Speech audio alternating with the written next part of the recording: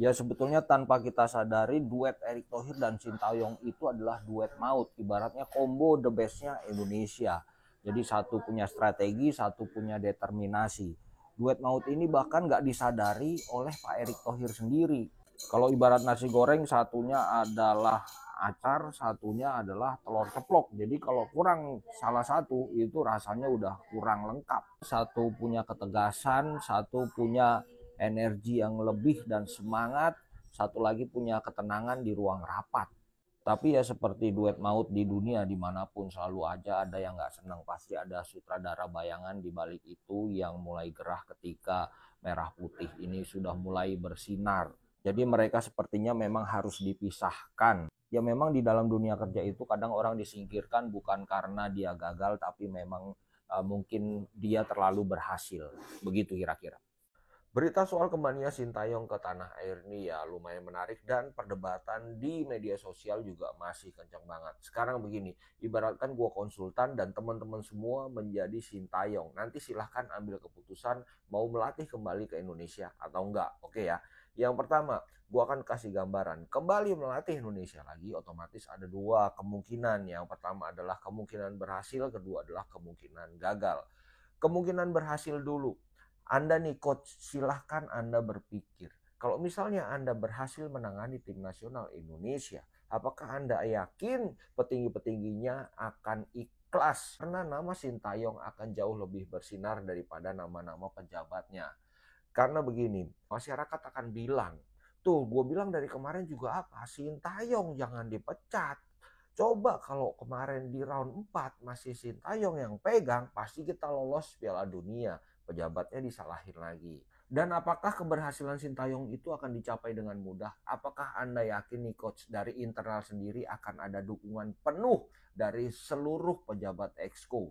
Karena kendala internal jauh lebih berbahaya daripada kendala dari eksternal.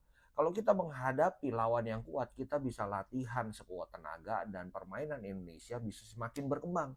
Tapi kalau kendala internal, justru itulah yang akan menghalangi Anda untuk berkembang. Itu berat. Belum lagi misalnya Anda kembali sekarang, ya Piala Dunia masih 4 tahun lagi. Ketika waktu berjalan dan nanti kualifikasi lagi sampai di round 3 lagi, Anda dipecat lagi. Bagaimana? Jadi bagaimana menurut teman-teman kalau menjadi Sintayong, apakah diambil ataukah enggak? Sintayong balik lagi itu bukan soal mau maju atau enggak. Jadi memang bukannya gue nggak mau Sintayong balik lagi, tapi lebih ke setiap pelatih datang itu ada dua konsekuensi, yaitu konsekuensi gagal dan konsekuensi berhasil. Kalau berhasil sih kita nggak pusing. Cuma kalau gagal nanti ada kemungkinan karakter Sintayong mati sudah, legacy yang kemarin ditinggalkan itu udah pasti lenyap dan rakyat sepak bola itu nggak ada lagi senjata untuk membandingkan ketika nanti PSSI mempunyai pelatih yang tampil nggak maksimal dan kemudian kita kritik.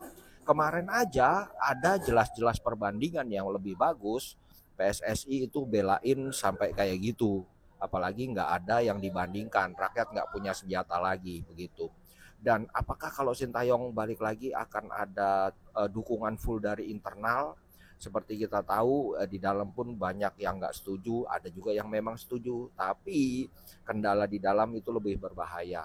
Terus, ya nggak mungkin lah, itu kan tujuannya nanti Piala Dunia. Piala Dunia masih 4 tahun lagi. Nanti giliran Sintayong balik dan bagus, begitu sampai di round 3 diganti lagi, lu pada ngomel lagi. Terus kemudian, masa iya rela sih kan masih ada Piala Asia, Piala Dunia yang kemarin di depan mata aja berani ambil resiko gagal, apalagi cuma Piala Asia. Jadi memang ini kita nggak boleh gegabah juga, sama halnya ketika PSSI mengambil keputusan kita ambil Patrick Kluivert pecat Sintayong, itu gegabah. Sama ini penggemar STY juga kalau memaksakan STY balik lagi ya sama juga gegabah gitu. Jadi memang banyaklah pertimbangan yang harus dipikirkan begitu kira-kira. Nggak perlu cari yang nggak pasti, apalagi dengan kontrak gaji tinggi, kembalikan STY. Nah gini nih, oke ibaratkan sekarang gue adalah ketua umum ya. Yang pertama adalah gue sebagai ketua umum, kenapa gue nggak mau kembalikan STY? Karena kalaupun berhasil, yang harum adalah nama STY. Yang kedua, kalaupun berhasil, gua tetap akan disalahkan. Karena pasti ada aja netizen yang ngomong begini, Tuh lihat aja, sekarang berhasil kan sama STY. Kemarin coba sampai round 4 STY dipertahankan, pasti Indonesia lolos Piala Dunia.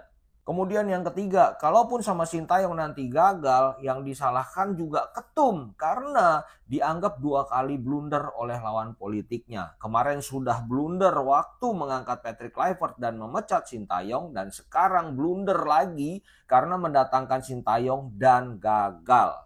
Jadi sebagai ketua umum, gue akan lebih memilih untuk cari pelatih baru yang kualitasnya jauh di atas Sintayong. Karena kalau berhasil, ini adalah pilihan gue pribadi dan nama gue akan terbawa terus di situ dengan keputusan gue dianggap tepat.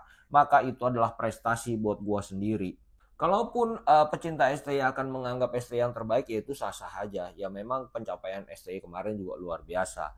Tapi gue sebagai ketua umum yang punya kepentingan juga pasti akan berpikir tanpa STY pun PSSI ada kemungkinan bisa sukses. Contohnya Arab kemarin tanpa STY juga dia lolos Piala Dunia. Irak juga tanpa STY, Qatar juga tanpa STY, Jepang juga tanpa STY. Logikanya begitu. Jadi di dunia ini nggak cuma STY aja. Makanya gue sebagai ketua umum, gue berani ambil risiko untuk ambil pelatih baru yang jauh lebih bagus dari STY. Sama-sama ada peluang gagal dan berhasil, mendingan dengan pelatih baru. Itu pilihan gue kalau gue jadi ketua umum. Kira-kira begitu. Stop program naturalisasi karena Indonesia gagal ke Piala Dunia. Mendingan kita fokus ke pemain muda. Karena orang tua ini susah diatur. Orang tua maunya maksain pakai formasi 4-3-3. Orang tua maunya maksain pakai total football. Orang tua itu ngeyelan. Orang tua itu kayaknya kalau ngomong nggak mau kalah. Orang tua juga kalau salah prediksi, salah keyakinan juga nggak mau minta maaf. Pokoknya kayaknya dia benar terus. Jadi mendingan anak muda aja dah. Itu tadi naturalisasi pundit ya. Stop naturalisasi pundit dari Belanda.